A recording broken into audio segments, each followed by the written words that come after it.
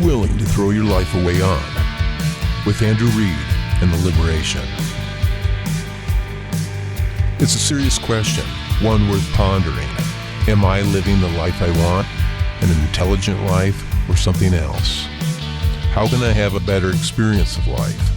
These are some of the questions explored in this series of messages without the brag and the advertisement, getting beyond even human institutions and society, into the wilderness, nature, the reality of how life actually operates on this planet. These messages range from intimate recordings from the awakened forest to concerts, national conferences, and broadcasts on a wide array of philosophical topics. But listen, someone has to challenge the status quo. You know, like us, we're going to be talking about quality and stuff, but, you know, we can't be mediocre, especially if we consider hospice profound work. Yeah, I'm not going to live a trepidatious life. And if we get hospice and we've been around it, why not fully extend our art? So yeah, I think all things good start with quality. And this idea that quality comes from within. So bad prophets are slashing quality because, for example, Wall Street, they want more and more and more. And there's a problem with more. You can ask for so much more that you literally squeeze all quality out of the fruit, leaving just an empty rind. Our goodness is not goodness without edge, as Emerson put it. That our words are hollow and meaningless unless we're willing to hold people accountable. That is, administer some pain if the standards are not being done. And I will not let anyone out alive. I've trained thousands of clinicians in the perfect visit, and I have no problem at this point in my career pressing people to their limits. I don't care if they cry, but they're going to learn how to do a visit. And what happens when you press people like this? Oh, some people saying, this is cruel. Oh my God, Andrew. Yeah, it means something. That might be the first, last, the only visit that patient will ever get. Do you find, Andrew, that the visit is a little bit easier, although it feels like you're really kind of describing a journey that is the road less traveled? All I guess want really is that people take out the mirror, and myself included, and we take a look at it and say, what is real? What is truth? And what is the best and highest purpose I can be doing with my life? Welcome to our crossover show with Anatomy of Leadership and TCNTalks. Now, here's our host, Chris Comeaux. Hello and welcome to today's podcast. I am super excited today. Our guest is Andrew Reed, the CEO and Chief Teaching Officer of Multiview Incorporated and recording artist with Universal Virgin Music Groups. From Andrew's bio, he's known for many things, but primarily for his music, expert organizational work, and especially in hospice. He's a critically acclaimed songwriter, studio guru, guitar whiz with Universal Virgin Music Group, under World Sound Artists International with numerous Billboard and other global charting successes with his own releases, and he's also been a producer of other artists. He's the founder and CEO of Multiview Incorporated, and Andrew also has a unique podcast, What Are You Willing to Throw Your Life Away On?, where he liberally shares ultra-practical advice and ideas, as well as philosophical explorations on the topic of life itself. Andrew has absolutely lived a bold life, which has led to some staggering worldly achievements in the arts, as well as business. However, these attainments have been accompanied with some catastrophic losses, including 2 children, wives, health, breakdowns in injury, properties and material possessions and natural disasters, and a few fortunes along the way in the process of epic comebacks. All of this experience comes out in the depth and profound nature of his music, his public speaking, his writings, and companies that he creates and helps build. And on a personal note, I just got to tell Andrew, thank you. We're actually here in downtown Hendersonville, North Carolina, and many years ago, Andrew actually recruited me here. And so, yeah, no, I was chair of the board at Four Seasons, and I put my foot down. I said, here's 3 candidates, because, obviously we work with so many hospices, and here's 2 real seasons ones. Here's this young fella from Pensacola. He's the CFO. He's not the CEO. I'm putting all my chips on him, and I advise you to do the same thing. And wow. Yeah, and that was it. But I I twisted their arm, but they did it. They had the sense. Because the point is, you go with the energy. Well, and we didn't need an old energy at that time. Well, not to discredit the other You took a candidates. chance on me. I was 30 years old. And, you said something to me. I was thinking about this last night, prepping for this podcast. And you said, this community, this Hendersonville, North Carolina community, you said, this is a place where you can put down your roots and raise a family. And you changed my life from that perspective. We've raised 5 kids here, and all of them are back in this, now making careers and giving back to this community. So there's so many reasons why I'm thankful for you, but I just had to say that. Well, that's an impressive achievement. I think of all things in life, I think being a parent, something that, again, has not worked out well for me, is probably one of the higher attainments, and, we don't know where our lives always go, but that's a high compliment. Because I just think that being a parent's about as difficult of a job as there is. No, amen. We could do a whole podcast of all the screw-ups I did in that area. But I appreciate you saying that, Andrew. It's interesting. One of them actually is in hospice. I don't know if you know that, which is kind of cool, seeing that next generation now and my son is one of many now that we're seeing, second generation or maybe third generation. Yeah, probably third generation at this point, because I was second generation. Good point, yep. And because the Schumachers and all, the Deborah Dailies and all those Gretchens that started it, and then, we're the young snot-nosed guys behind that, and yeah. Yeah, that's pretty awesome. I consider both of us in the same class. I was wondering if, I remember I came from Business America, and I just felt like, I always say I was like Dorothy in Oz when she woke up, and these people are not talking about numbers, although I fell in love with the purpose and the passion. And I don't know if you remember where we met. It actually was an NHO. Yeah, no, I remember you were there, and I was stirring up the crowd as typical. But listen, someone has to challenge the status quo. We're going to be talking about quality and stuff, but we can't be mediocre, especially if we consider hospice profound work. And I'm just, no, what is the highest ideals that we aspire to? And yeah, I remember you coming up, and there's instant rapport, and I thought, there it is. Wow. And then as Providence, has it, there's a need, and here's somebody that feel that. I perceive them as having great leadership within them, and because that's what you hire for.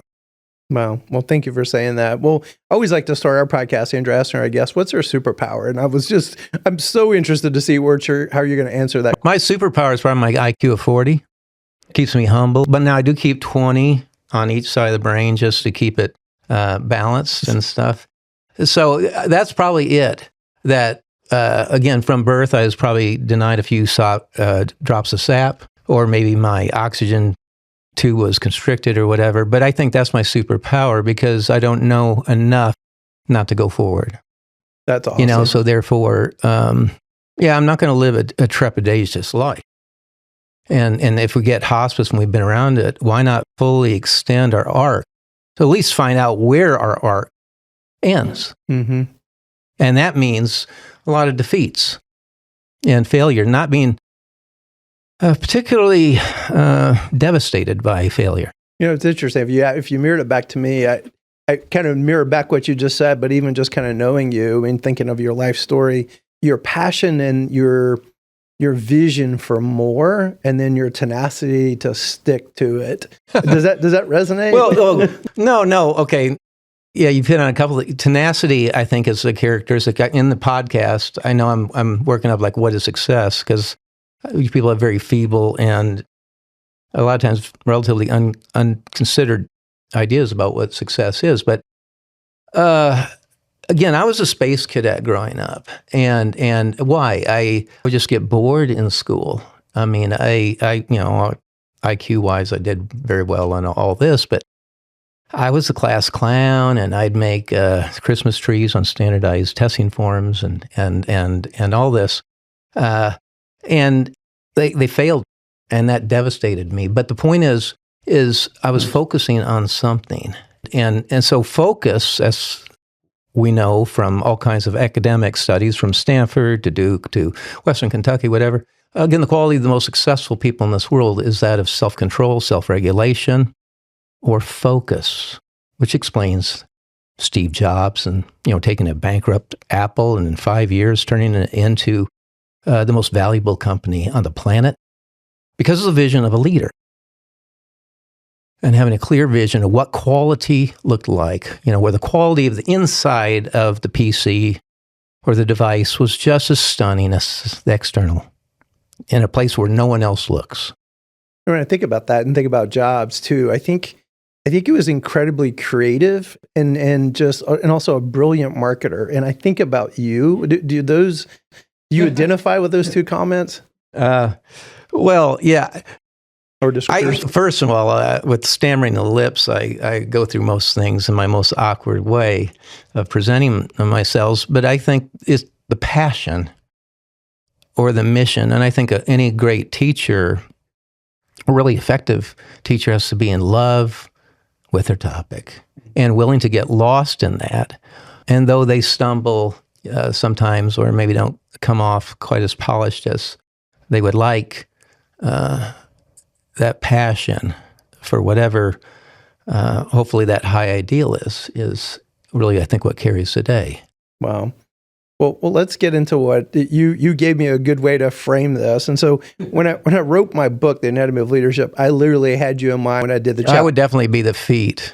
No, when I wrote the chapter. Because I'm on the ground a lot, just so, I'm familiar with that.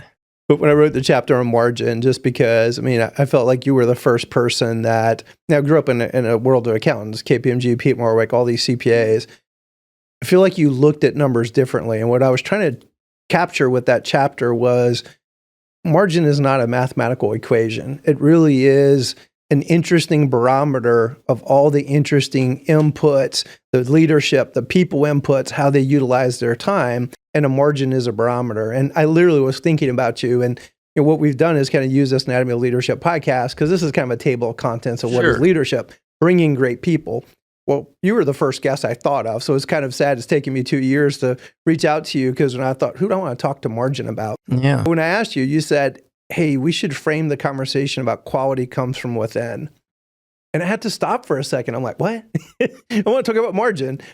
Why did you want to frame it in that way? Because it almost feels like they're two different topics. No, they're good. We have to separate good profits from bad profits, or good margins from bad margins.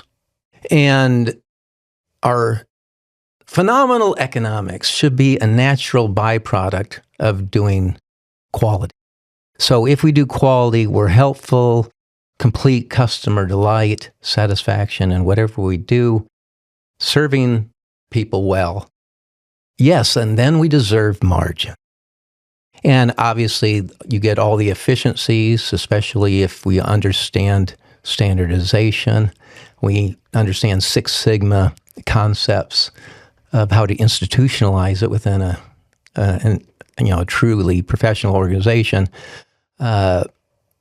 Just how to arrive at that. But yeah, the economics, of course, I refuse to work with anything that doesn't make money, because that's not sustainable. Whether it's a for-profit, not-for-profit, obviously for-profit really doesn't have any other option than to generate a profit, whereas a not-for-profit can be a little more sloppy.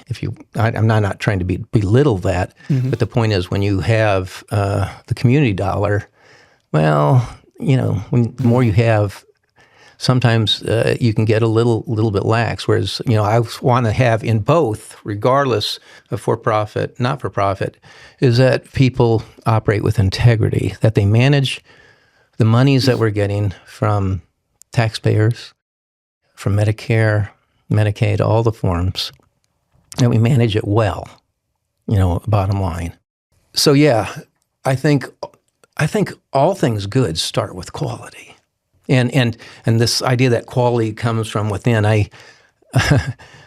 after Helene and all the fires, we went through 2 natural disasters. You can listen to my podcast and learn all about burnt trees and things, and bridges out and being cut off for 6 months and what have you. And we've got it back open, and we've been doing these leadership, obviously Special Forces and Green-Beret, because we're doing work with them, that we really met through Helene, because they had never seen a civilian population quite organized as effectively, and that apparently made some impression on them. So therefore, they've been sending their generals and colonels and stuff up for training. And because they could use System7, of course, too. But then we've been holding, obviously CEO retreats. And we've always, again, we've trained like 10,000 people in our leaders, CEOs, and senior executives through our tough trainings and stuff. And the point I try to really get across to people is that our lives don't so much happen to us as it flows out of us. So the quality that manifests in this C1 world of tangible things that we can touch, reality, starts from our hearts. And it's getting a vision of what quality looks like, just like when we started Multiview. Me and David looked at each other and said, phones are very important. Let's have all phones be answered within 3 rings by a competently trained person and foster customer delight. And that whatever we say, we have to be able to do because people want predictability. And having these radical ideals of standard, it came from within. And just on that, right now we're at 3.5 years without a single phone call coming in. We get hundreds, obviously, because our clients are all across the country. 3.5 years without a single phone call not ringing more than 3 times. And of course, and then follow through is virtually perfect. Mm-hmm. I mean, I think the last time there's any kind of screw up was maybe 8 months ago. Mm-hmm. And this is, that'd be thousands of interactions. And so the levels of quality that we aspire to is something else. I mean, now with that said, one time we went like 2 months and the phone rang 4 times and it's like, whatever. The longest we've ever went is in our about 30 years of doing this is 4.5 years.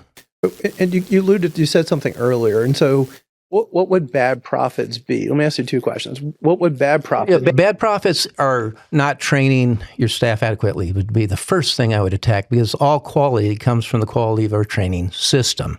And we're seeking more system solutions rather than people solutions. Too many organizations say, if I just hire that great person, they're going to make my world better. They're going to be my savior.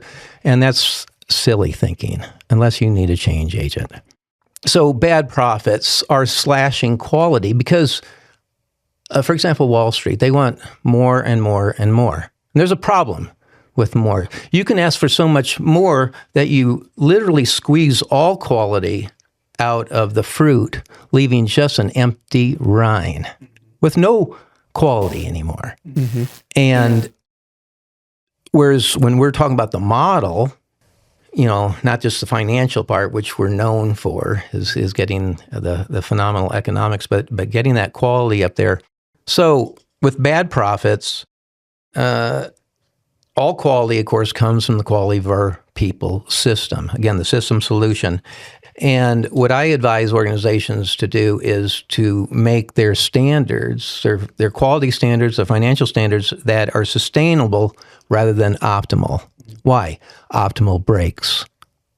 When you're always pushing everything to the max, you break people, you break systems, you do all kinds of things, always striving for more and more and more. That is a bad profit. Whereas if you can say, hey, I can give you a 21% return every single year with very little deviation between that in good economic times and bad economic times, where it scales automatically, a system of really self-regulation.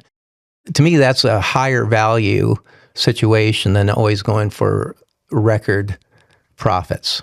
That's a key point, Andrew. I was actually going to ask you. I was listening to a podcast, I think it was Jordan Peterson, and there was this Jewish scholar, and he just wrote this amazing book, and he was talking about basically seasons, and that he was kind of referring it back to businesses, but that you have harvest seasons, you have planting seasons. And this is good because I'm asking questions of things I think people always want to ask you. Like, as Andrew's saying, the numbers always should go up. And so now that I think about it, you don't revise the model margin every year. So that's a key. That's why it's always based on a percentage basis. Everything is in proportion, and why we don't believe in budgets for the management of ongoing operations. I think that's just utter foolishness for a truly thinking person. For short-term building projects, yeah, a static budget works, but not for something where you have ever-changing revenues or sales or patient volume in the case of hospice. You want something that goes up and down, as well as a workforce that does the same thing. Thank you to our Anatomy of Leadership sponsor, Dragonfly Health. Dragonfly Health is also the title sponsor for Leadership Immersion courses. Dragonfly Health is a leading care-at-home data, technology, and service platform. With a 20-year history, Dragonfly Health uses advanced technology and robust analytics to manage durable medical equipment and pharmaceutical services as part of a single efficient solution for caregivers, patients, and their families. The company serves millions of patients annually across all 50 states. Thank you, Dragonfly Health, for all the great work that you do. So this key point that you just made then, optimal versus sustainable. Yeah. So how do you determine what's sustainable compared to the optimal? Well, because that capitalist system, right, wants to push to, well, let's keep running that thing hot and get that optimal for as long as we can. The numbers always have to go up. Little reptilian brain there, neediness. Sustainability and the one thing about when we set our economic standards, that is our model percentages of net patient revenue or net revenue or earned revenue, you might say, is that they can be modified at any time, with 15 minutes. Obviously you don't need a budget process. You don't have to spend months. In 5 minutes, you can set the new standard. If there's an innovation or even an economy or payment method or whatever, that can be adapted to very quickly. But I think the point is to have everything slightly above, maybe at the 60th percentile. So we're looking at this on a normally distributed bell curve with the median, the mode, the 50th percentile, the place where all the measures of central tendency converge. We want to be better than that. We don't want to do average. And I usually find that when you go 65% in on each of your amounts, the cumulative impact is astronomical, usually 300 or 400% greater than the median. This is going to be a rabbit trail, but do you use this in your own investing strategy? Absolutely. No, I live anything that we say in the multi-view world. I don't speak from an academic standpoint. I've hired 3 of those to run hospices, and they all failed because there's a big difference between, this is how we manage the modern organization as third wave management now. It's an information age, Andrew. Rather than spilling blood and saying, this division is gone. That nurse that's been with us for 26 years is not giving us much ROI. Gone. And maybe that sounds cruel, but we live in a competitive world. And if we're going to be good stewards of things, everybody has to be doing their job. And we use the compensation system, of course, to force them out without any supervision. They just go on their own if they're not meeting their numbers because they feel some pain. On the other hand, they're richly rewarded, better than any other payer if they're doing their job and getting their marks. You alluded earlier, the System7. And so I'm going to actually, let me kind of set the table on this one. So I know what System7 is. Some of the listeners may not. Yeah, I got a lot of acronyms. Andrew, you speak in different language. Well, you haven't heard these Green Berets. I mean, these guys are language. I went up there to the Japanese house. That's the J house that that overlooks the church and some of the ponds that we have. And they have all these acronyms, and I was looking at their boards and these kernels and stuff and say, what the heck? What did they talk about? Yeah. Oh, is that me? Well, I want to set the table because I want you to explain System7, but I want to ask it in this way. Because this is something that I've always wondered about you. And so you're an artist at heart. And so... Again, I had the same...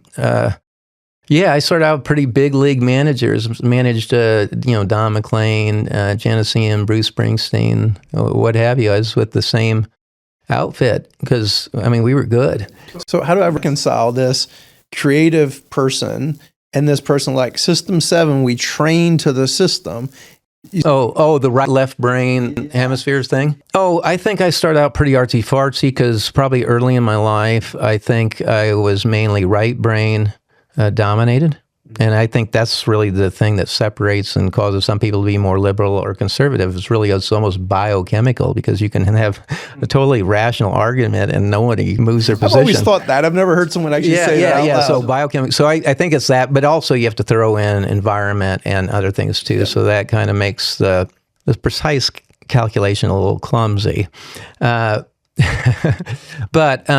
here's the thing is when I decided that the music business, because I had a major label deal, 6-album deal, and then I went up to the top floor of the United Artists building and told them I quit. And I just breached my contract because I didn't like the road. I didn't like all these fruitcakes and nuts in the music business. And I still have issues with that. But Alex here can testify that we, again, I'm in that 0.5% of all artists that are still with a major label, and you just cannot do everything you want to do. So with that said, I say the heck with this. No more fruitcake life and strange people. I got to make a living. So I taught myself how to program in C++ and BASIC, making compensation software. And servicing, that then became a system analyst, then back then become a CPA and all that. Okay, so by cutting off some aspect of my life, I had to, or was forced to kind of recreate myself. And I discovered that I had a left brain too, which is the concrete, whereas the right hemisphere of the brain is spatial. And so I found I had abilities I would have never known except for the cutoff. And this is, I think, an aspect of the reconciliation of light and dark, good, bad, however you want to phrase it, but that both are needed in some way. And that negative forces us often to go in a direction that perhaps was not part of our grand design, but yet ends up causing an incredible benefit. It's almost like nothing can be taken away from us where there's not an equivalent benefit that offsets it. That's an incredible point. So do you take, obviously, talk about System7 for a second, and then I'd love to see, how do you take this building systems approach even into the artistry that you do now? Because they really do feel like this dichotomous world. And because I think some of the pushback that people might get about, like my first nurse mentor at Covenant Hospice and said, Chris, hospice is all art. I'm like, but I grew up in manufacturing, which was systems and process. Yeah. And I bought what she said, but I also wanted to push back. And you're correct in doing. And so, and it is a bit of both, isn't it? Yeah, no, that's the balance. The razor's edge in the middle. The Zen man that can sit in the middle and say, "Oh, this is an interesting game here." Yes. And I think that's the dichotomy in all of life, that it is art and it is science at the same time, just like leadership. You've alluded to that before, because you can do everything by the book. For example, the perfect visit. You could do a technically perfect visit and still have it be a failure if the feel is not there.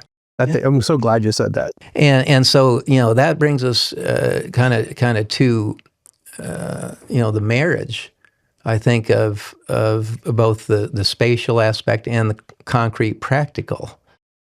And they both have to exist in a healthy organism or, organization in this case.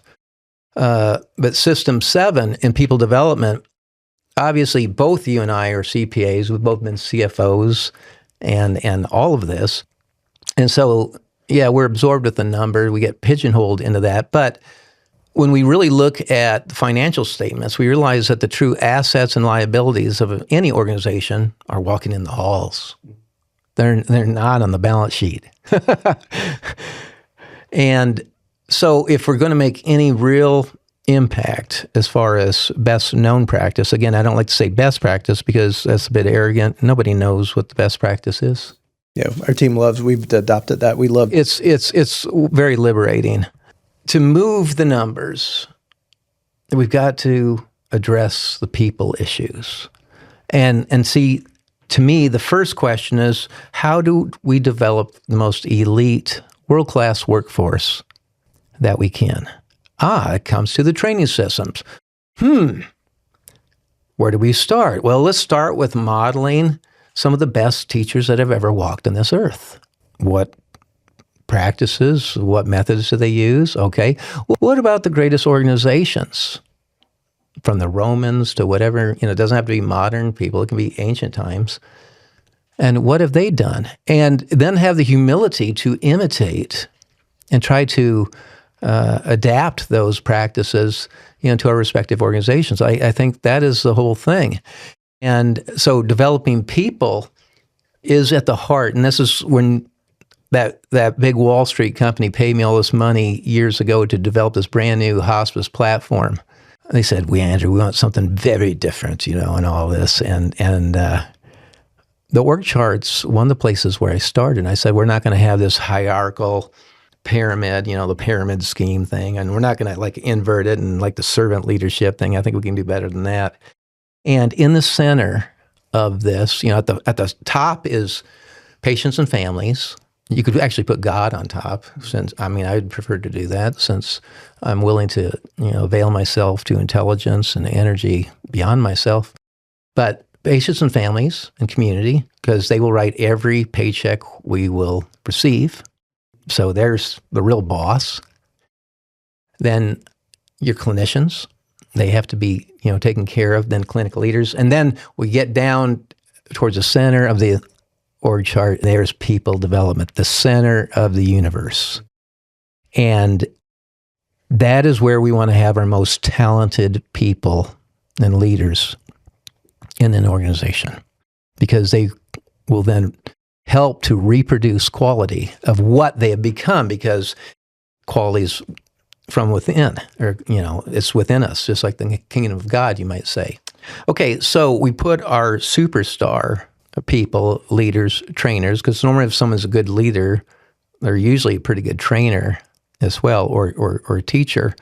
But yet, I can ask people in a typical people development or education area, or even CEOs, tell me the steps of standardization.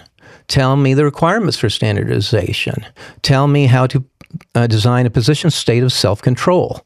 These are all things that we wire, because it's silly to hire supervisors to lord over people to make sure they're doing their jobs. That went out the MBI world.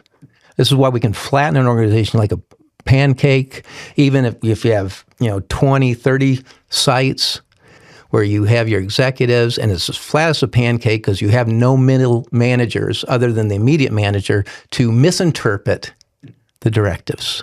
Can you talk, Andrew, about some of the best people developers you've ever seen? Yeah. You kind of alluded to it, but say a little bit more about that. Yeah, I'll even name Deborah May, hospice.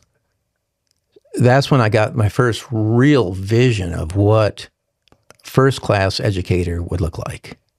And, she was, I think, ex-Air Force. Deborah, if I get that wrong, correct me. But, hands behind, she would walk in to a class, full dress, looking great, maybe even shoulder bag, roller bag, whatever there, put down the barrier and say something to the effect of, welcome to, I'm going to say Sunny Day Hospice. It's so great to have you here because you have been selected in some way, and it's not easy to get a position here. So you're to be congratulated on that victory now. And a lot of you have been doing visits for a long time and think you know how to do a visit, and then you turn your back for effect. But I'm going to show you how to do a visit. And I love you all so much that none of you are going to get out of here alive until you can do a perfect visit under stress conditions. Let's go. Because quality takes edge. Our goodness is not goodness without edge, as Emerson put it. That our words are hollow and meaningless unless we're willing to hold people accountable That is, administer some pain if the standards are not being done. And I will not let anyone out alive. I've trained thousands of clinicians in the perfect visit at this point, as well as, Nancy, the whole team that does the certification process. And by golly, not one of them's going to get it. I'll fail the whole class if they can't do it to my standards.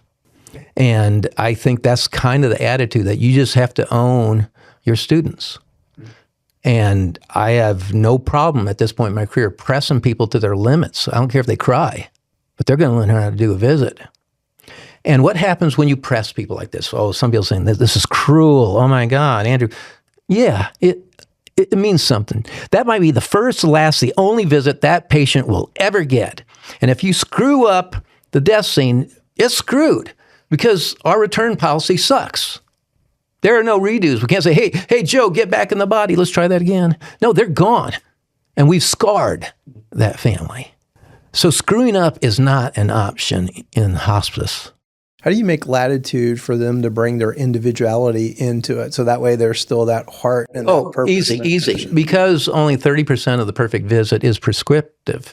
That liberates the mind to be able to perceive the needs of really who they're serving, the patient, of course, the caregivers as well. But by learning habits, because human behavior is based on these energy-saving mechanisms, you train them under stress conditions, because that's how stress is what anchors habits, because our human brain is seeking the most efficient way to do things. Once the pattern has been learned, and we have IRMs, of course, image recall mechanisms, which basically are cues that prompt people in stress conditions to be able to remember things and how to do them in the right sequence. At that point, it frees the personality, because nothing is missed. Nothing small, nothing large. Like our record right now, because again, our measurements are so outrageous compared to like CAP. CAP is like, and the star ratings are just so low brow, because they consider like a 72 or 78, depending on whatever the question is, a good number, but that's technically average. It's not the 50th percentile, so it's a really low bar.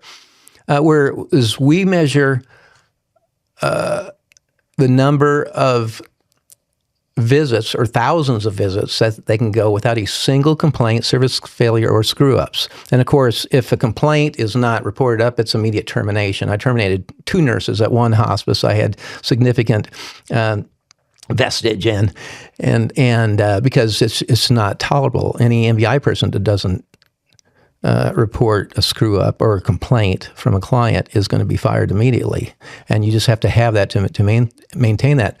But right now, the record is 5,553 visits, beating the former record of 4,222 visits without a single complaint. That's nobody running out of meds, nothing. And that's the power of a perfect visit. But the only known way to get those extended periods of time without screw-ups and complaints is to have a process of training people. Especially, to me, phone interactions, perfect phone interactions, then perfect visits with perfect documentations. And that's the other things.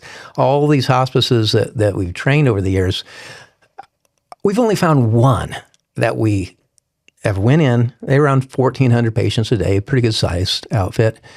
And because we always say, okay, can you bring me a perfect chart for COPD? Oh, no, we don't have one of those. Okay, how about a CHF?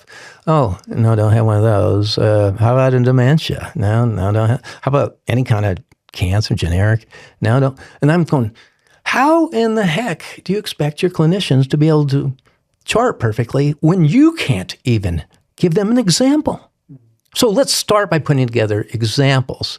And we do the same things with visits, because we're just taking advantage of really the way the mind works, and we put images of what perfect looks like, because otherwise people have very vague ideas. We can just say, do a perfect visit with 15 clinicians, and if you've not imprinted that image in their heads, you'll have 15 versions of it.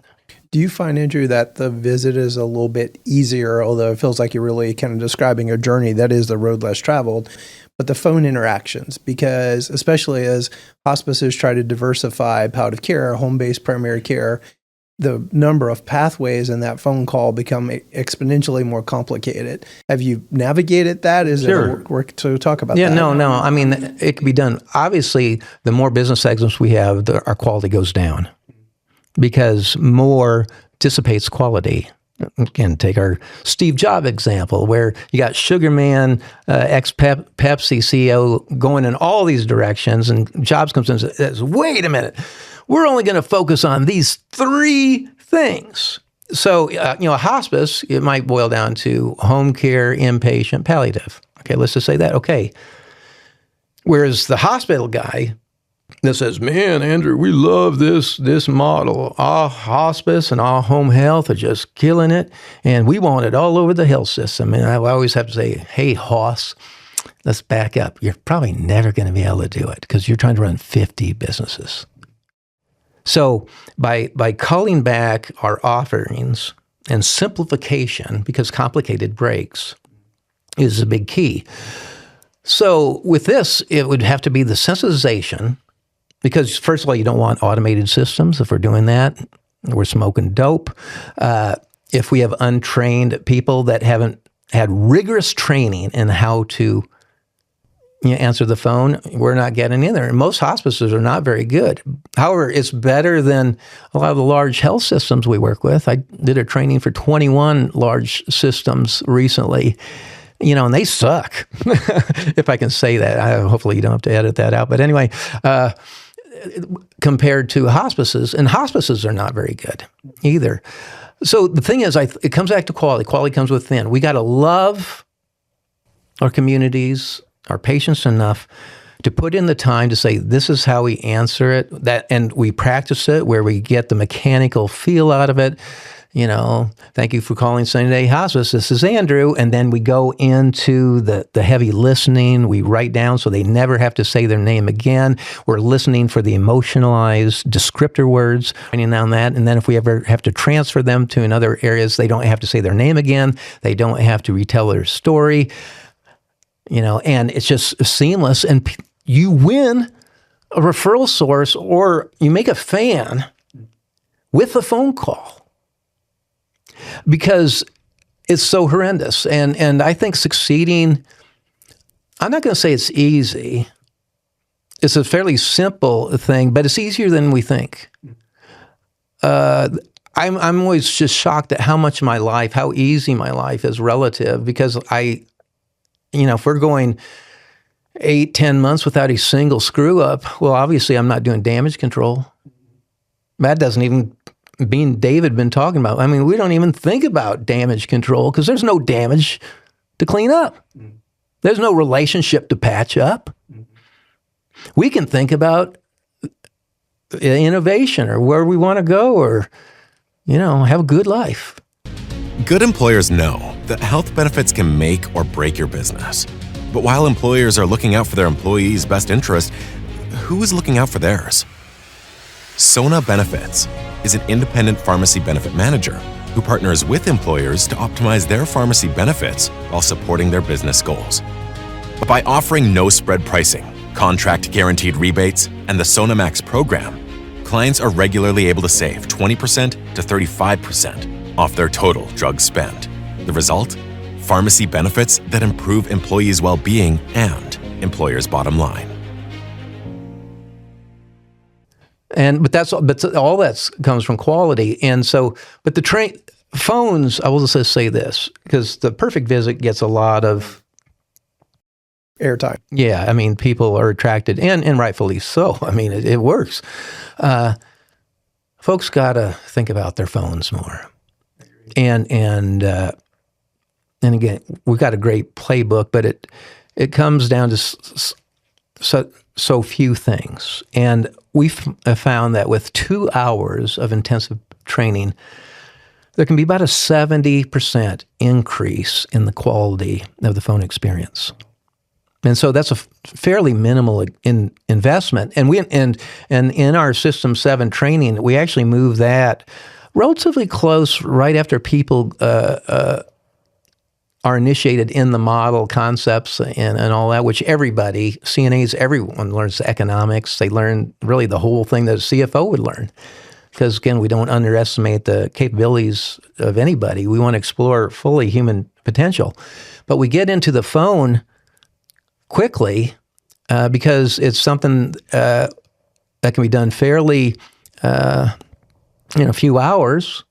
And that sense of momentum, I've accomplished one thing. I have a pin that says I'm certified in this.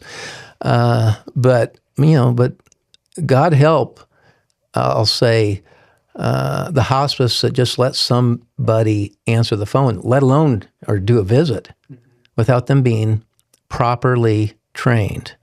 And a lot of the big corporate hospices right now, and I don't mean to belittle some, but boy, they are just literally, hey, you want a job? Here you go. Here's your caseload. You got hospice experience? Great. And there they go. And of course there's going to be screw-ups. People are failed by their systems. Most people want to do a good job. I take a view that not people are lazy or whatever. I think people want to do a great job. I think they're failed by their companies to provide their systems or the structures for success. I don't know if I've ever asked you this before, but are you a huge fan of Deming? Yeah. You'd appreciate this. We did a skit at one of our leadership development institutes many years ago. Dave Cook, who's now the CEO of Hospice, soon Everett, he played Deming and I played Drucker, and we both dressed for the part. And the skit was this. Deming was all about systems and processes. Drucker was about mission, vision, and values. That's an oversimplification, but it's a pretty good one. And we did this wonderful kind of back and forth. And no, it's about, but the point is, it's actually, at least I believe it's both. It's both. Well, and that's the thing about life. If I've had to reconcile all these catastrophic losses in my life, but yet, 2 kids dead from accidents. I've lost, use of both my arms. Just, one thing right after another. Natural disasters add to the list.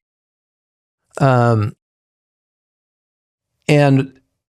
there has to be at some point some integration or reconciliation process that there's either a bothness mindset or a multi-mindset that has to come in, because singular explanations for anything are insufficient. Why? It's because every topic is infinite.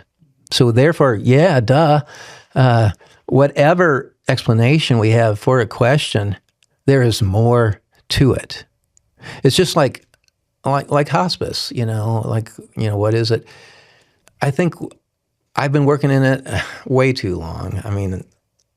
When I count it up, it's like 35. I was going to say, you're 35 or 38 years. MBI is around 30 now. And then, I had 5 or so years before that. But I only feel like I know an inch worth of what the potential knowledge and learning about this profound work that we do. That's a very daunting comment. Let me ask you one final one, and I'll give you final thoughts. Because this is something I think you get painted, and I'm not sure it's a fair comment. Well, Andrew just believes that the guy who makes the biggest margin is obviously doing the best job. No. Explain. No, it's about the sustainability.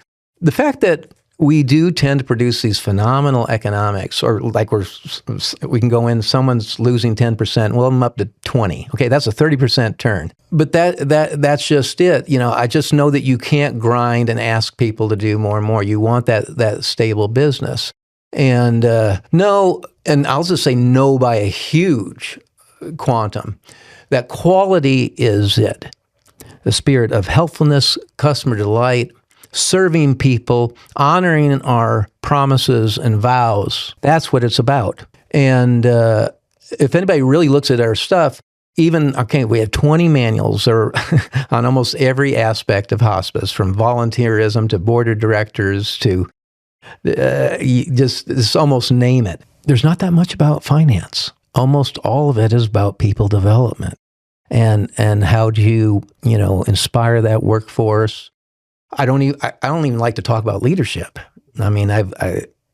I do the seldom spoken aspects of leadership, but it's something I that's kind of everything. It's involved. I should say, let me just say it like this: leadership is around everything, right? And so there's a lot of that. I'll say even in an indirect way, but that we have to inspire the workforce. We have to motivate, because that's really what the job of the leader is, to get people going in a common direction, common goal, mission, inspiring them, getting our ideas, this intangible force out of our head into the heads of others, and winning, because really the job of a leader is success. What final thoughts, Andrew, you have? All I guess want really is that people take out the mirror, and myself included, and we take a look at it and say, what is real? What is truth? And what is the best and highest purpose I can be doing with my life? That's, I guess, I go back to those things all the time. I'm seeking reality. I'm seeking truth. What is? Because if it's not based on reality and truth, and this is where the numbers help us out, they don't explain everything, because frankly, the most important things in this world cannot be measured. To me, numbers peter out at a certain point, because try to measure love. Try to measure compassion. Well, I don't have a thermometer that I can just poke and say, man, this guy's got more compassion, whatever. I can't even do that with a hit song. When we had like a few of the billboards, like we produced that top 5 Billboard album, I didn't know that was going to be, I was going to get a call from Billboard say, hey, you got a top 5 record in this USA. And I didn't have a thermometer to say that was going to happen. It just happened. But I think dedicating ourselves to the truth, that's what I think is the highest we can do. And it starts with the question, because, again, most answers are dead ends, whereas questions imply a quest, and that's movement, which that aligns with the nature of life. It is movement and change. And our hospice world makes that very self-evident. That's incredible, Andrew. And to think we started this talking about margin, but I think that's very profound, because I do think that, and you push back if you disagree, that the margin is a barometer. It's like a CAT scan on the organization, but that's just like saying, well, I just took a CAT scan of you and I now understand you as a human being. No, it's just a tool to help the physical body. But the human being is much broader than that. The margin is very similar. Yeah, the margin, and really all the numbers. Like here we measure these 989 data elements with these 922 cross calculations from approximately 1,000 hospices. It always shows lesser number, because there's some in there that have like 50, 40 sites, and I'm always gasp at that. But anyway, the importance of the numbers is, just like you said, they're tools. And to me, the numbers give us a roadmap that we can take a look at these 900 points or whatever, and we can work with intelligence.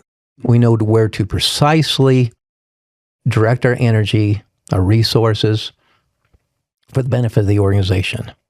And that is one of the main things in the MBI world. We use the red circle method. We just run out the benchmarking reports, because you have to have that perspective of comparing yourself with other organizations, elite organizations, not just not-for-profits, not just a certain little peer group or anything like that. The whole world, because you want hot dogs, you want large, you want small. And so we have that professional perspective between those and say, we're not so good in this. And thus we take our red pen or marker, our SI is becoming a CPA, a red pencil, and we circle those areas. And then it comes down to the question, what is the best known specific practice we could implement? And that's how we move the numbers from a -10 to a 20 in about 9 months. And I'm not saying everyone has to go to that 20 number.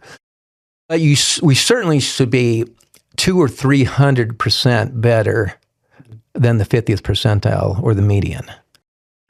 Because if you're just running with like a 5% margin, you don't have a lot of screw-up factor, especially if you haven't built up a lot of reserves. And of course, we advise most organizations to have 6 to 9 months of cash reserves. That way, you can retool. If somebody outmodels, you have some hot dog Multiview or Teleios hospice come in and just decimate your census. Well, if you got money in the bank, that buys you time to get your quality. I've always wanted to ask you, have you taken these principles into your music business as well, out of curiosity? Yeah, to some, but I find it a little more difficult. Again, I'm under Richard Branson's outfit, so a lot of my stuff's coming out of London and what have you, and we do not have the same sway there. They look at me like I'm just this artist guy. You had other businesses come to you, like try to apply it to others. Oh yeah. No, there's been a ton. Agriculture, retail, manufacturing. I did 38. Yeah. For example, one of the major brokerage firms, I won't mention, but they fly their corporate jet down and pick me up like every month. And I go and I teach them about customer delight and service and even standardization. And here's the crazy thing is whenever I go into something that's not hospice at this point, I always say, well, what are your measurements and all that? Because I don't pretend to be an authority on all things. Nobody can do that. And so there I say, well, what's your average return for your average investor? These are, hundreds of billions of dollars, going, oh, well, we really don't know what it is nationally here. Oh, well, what about the fees? What's the average fees? Whatever.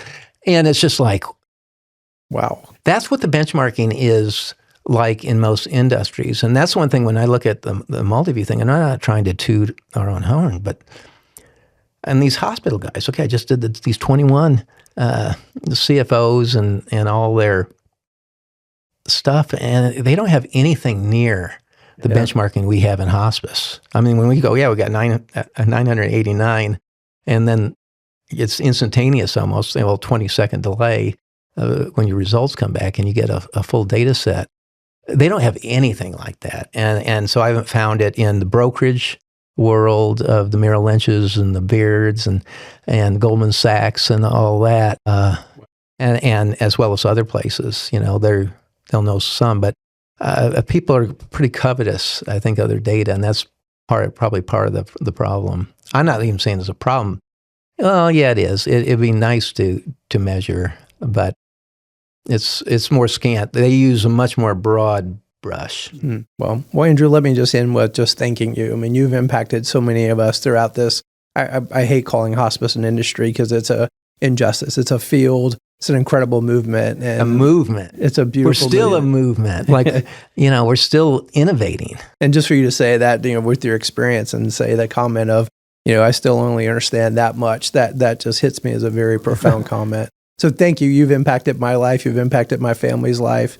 I'm ever in your debt for that. And so you told me, it'll change your life. And you were 100% right. No, and Chris, the point is, and you're doing great things. And listen, you took this hospice from, I think we had census of 20-something, like 29 or whatever, and build it up into this great thing, which that was the potential. And of course, you outgrow the box. On some level, you got to go to the next place.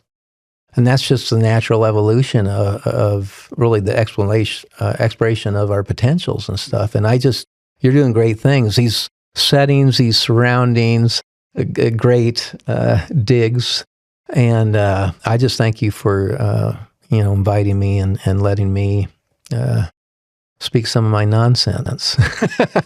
No, it was great wisdom. Thank you for taking the time. And this is only our second podcast we've actually done in studio. Most of the time our guests are elsewhere. So you're extra special because you're the only second time we brought someone in studio. Oh boy. And so thank you for doing that. Thank you so much. Well, to our listeners, we want to thank you. And of each episode, we always leave you with a quote, a visual. This one's going to be really fun. We call it a brain bookmark. It's a thought prodder about our podcast subject to further your learning and growth and thereby your leadership. What we're going for is like a brain tattoo. We want it to stick. Be sure to subscribe. Don't want you to miss an episode. We're going to give a link to Andrew's Multiview, to his podcast, maybe even some of his records as well. And so thanks for listening to the Anatomy of Leadership. And here's our brain bookmark to close today's show. Quality comes from within. Our lives don't just happen. They flow out of us. Thank you for listening. If you need anything further, just go to mbi.life.